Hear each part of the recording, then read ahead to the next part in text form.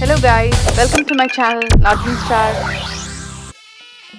So today I'm taking you to an ancient time stupa called Swayambhu. It's among the oldest religious sites in Nepal. It's now a UNESCO World Heritage Site. 3 kilometers walk from Thamel across the Vishnumati river and you'll soon come across the foot of a tree-covered hill known as Swayambhu, a site which figures in the very creation story of the Kathmandu Valley. Both ancient scriptures and historical evidence state that Kathmandu Valley was once submerged in water over 2000 years ago. Buddhist mythology says that from this lake a single lotus blossom emerged. Manjushri, an important Buddhist sage, had a vision of the lotus and traveled there to worship it. Seeing that the valley can be a good settlement for humans, and to make the site more accessible to human pilgrims, he used his sword to crack open a mountain, letting the lake water flow out and reveal the valley in which Kathmandu now lies. The lotus plant that blossomed here was transformed into a hill, and the flower became the Swayambhu Stupa.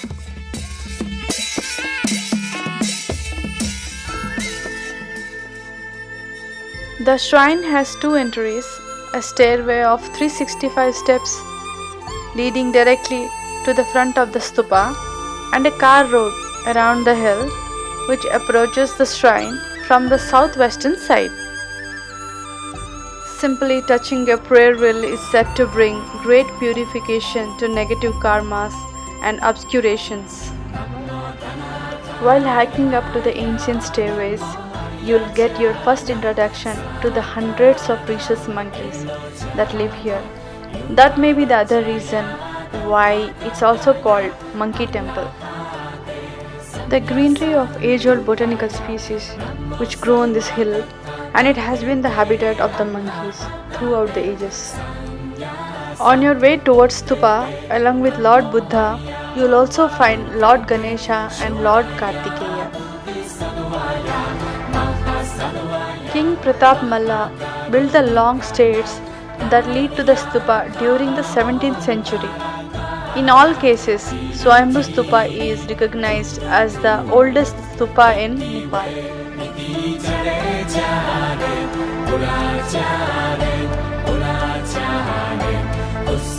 Here we have Sri Maya Devi, mother of Lord Gautam Buddha.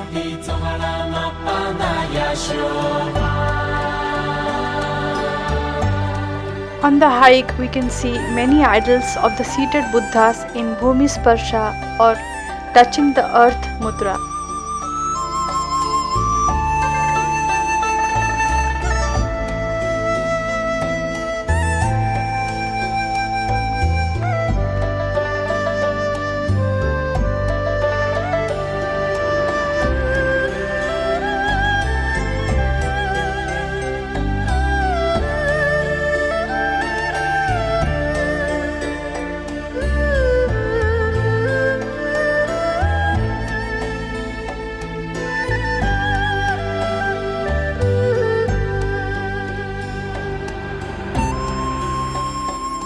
At the top of the 365 steps, you'll get a ticket to the left.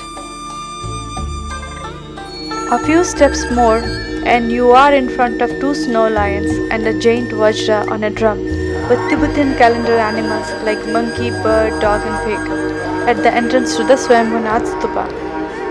The massive vajra or dodge represents firmness of spirit and spiritual power. Protocol dictates you should circle the stupa clockwise, so take a left at the dodge. From the viewing deck, you get great views of the stupa, and directly behind you is the stunning 360-degree panorama of Kathmandu Valley.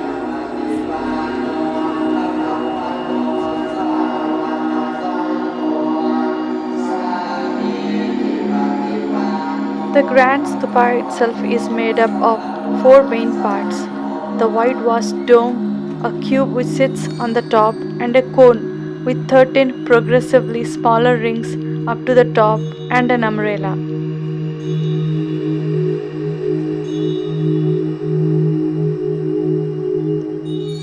The dome is often splashed with saffron colored water. On each of the four vertical sides of the cube or harmika are painted the Buddha's eye as well as Ik, the Nepali number 1, which some take it to be the nose. The dot between the eyes of the Buddha is said to be the third eye, which sees all.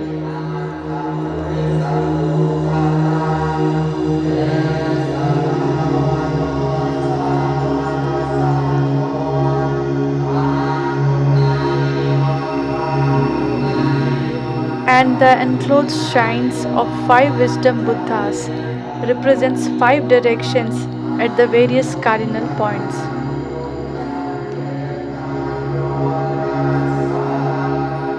Surrounding the stupa are brass prayer wheels which can be spun to bring good fortune when Om Mane Padme Hum, meaning Hail to the jewel in the lotus, is recited.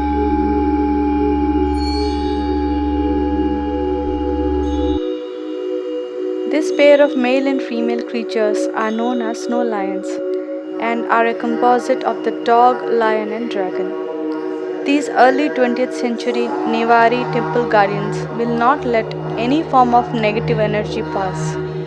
Protectors of the Dharma, they are seen at the entrance to the temples and palaces.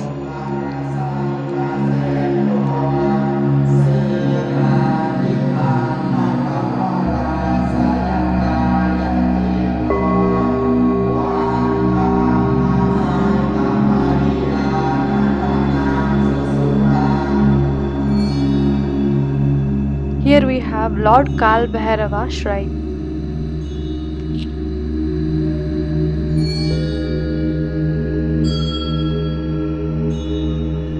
At the back of the courtyard is Dipankar Buddha, a black stone Buddha statue, carved from single piece of stone, sometimes during the 7th century. There is none other like it in Nepal.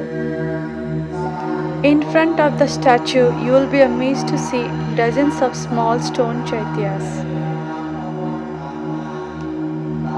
All around the stupa are a bevy of monuments, buildings, statues, and smaller shrines, joined together to form the causative nature of the five elements water, fire, earth, air, and space. There are also temples dedicated to Hindu gods. It is a fascinating collection that makes the Swayambhu a unique World Heritage Site.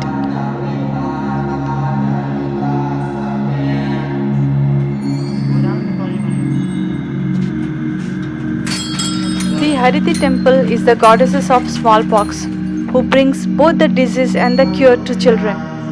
Hariti is also known as Sitala Devi to Hindus, and it's an excellent example to the two beliefs who work together in Nepal today.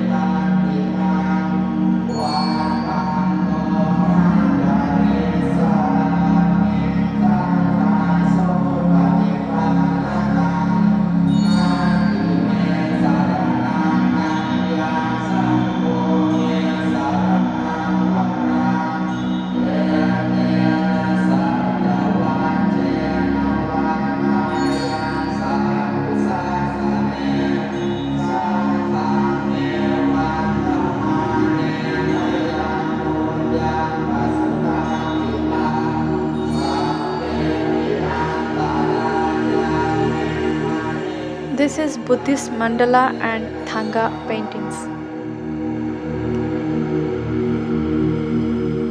Here we have Bhagchal or tiger goats board game that origins in Nepal.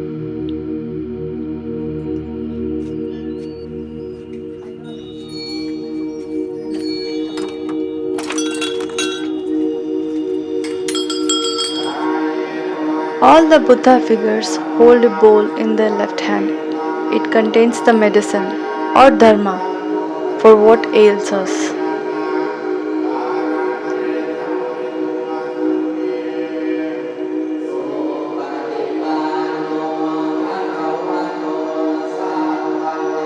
The complex suffered major damages in the April 2015 earthquake, but the main shrine is left unharmed.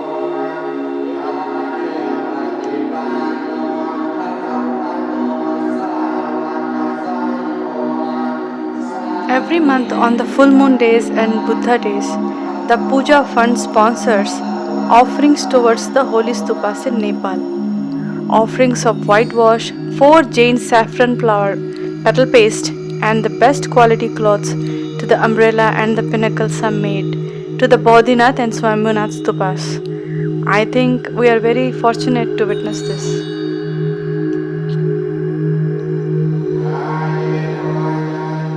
Along with the stupa, the complex consists of shrines and temples, some dating back to the Lakhavi period, a Tibetan monastery, museum, library, Buddhist schools, souvenir shops, and some small restaurants.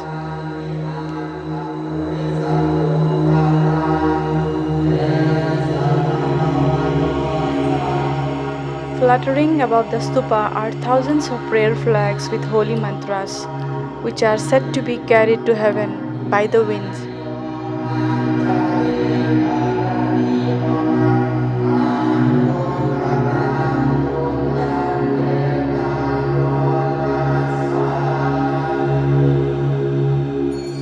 This is the temple entrance from the southwestern side.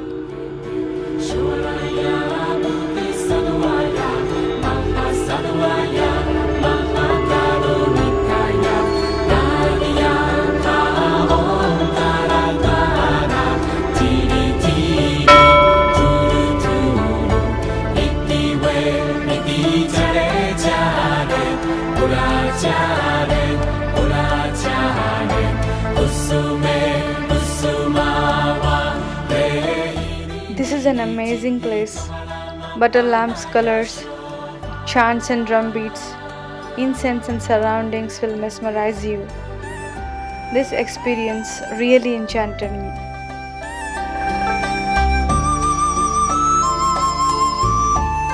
Thank you so much for watching. If you like my video, then please subscribe to my channel. Have a good day.